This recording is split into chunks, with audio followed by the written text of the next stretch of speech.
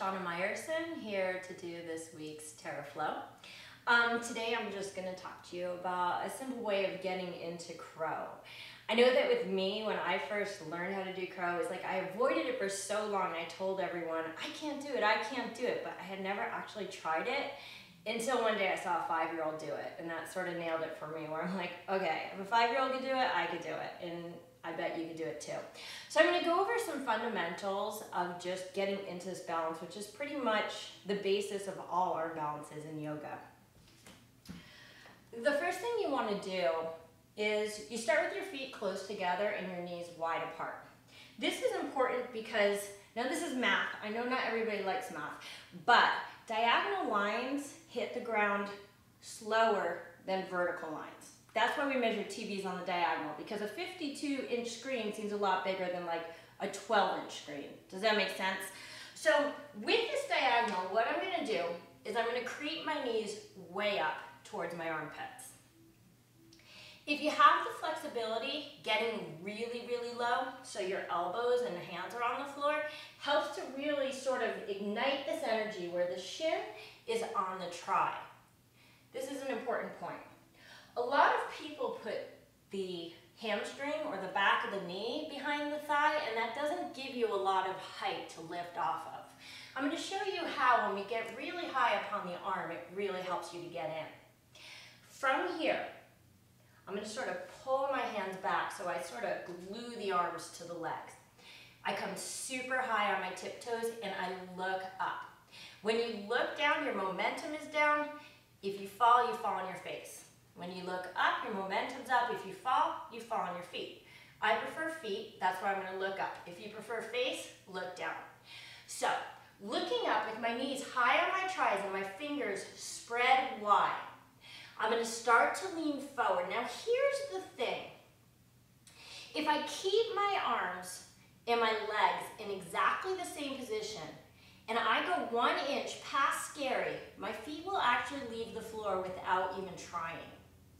Then all I need to do is bend my knees and compact my body, and I'm in the pose. I'm going to turn sideways to make this a little bit more obvious. I come low. My shin is on my tricep. My arms scoot back. My gaze is forward, and I'm high on my toes. Here's what happens with most people. When you get scared, watch what happens with my legs. My feet want to hold onto the floor so badly that as I move forward, my legs actually scoot right off my arms. If instead I can actually glue the shin to the arm, as I move forward, it will lift me right off the floor. So watch now. Instead of letting my legs glide down, I'm going to keep them glued. All I need to do is get my elbow above my wrist, and I'll be in my position. My gaze is up always, my tush is low. Here go my elbows. Once they're above my wrist, my feet are off the floor. Notice I didn't have to lift them at all. All I do is bend my knees. In order to get into crow this way, you have to do a couple things. One is you got to be patient. We hate patience, so that's a problem. You got to be super patient. You got to try to get 2 feet off at the same time. The second thing is you do have to go a little bit past your comfort zone. But once you find it, most people get sort of like freaked out, like they get in, and it's like, oh, I'm in, and then they just pop themselves out. I call this the Wile E. Coyote effect. It's like, remember when Wile E. Coyote used to like step off the cliff and he'd get all freaked out, but only after he looked down? Like first he'd be like floating and everything's fine, but then he looks down and he falls. It's the same thing here. When you get into the pose, you gotta stick with the pose. You gotta be a little bit brave. So again, knees are high, gaze is forward, tush is low, I scoot forward, there's my lift, my feet are off the floor.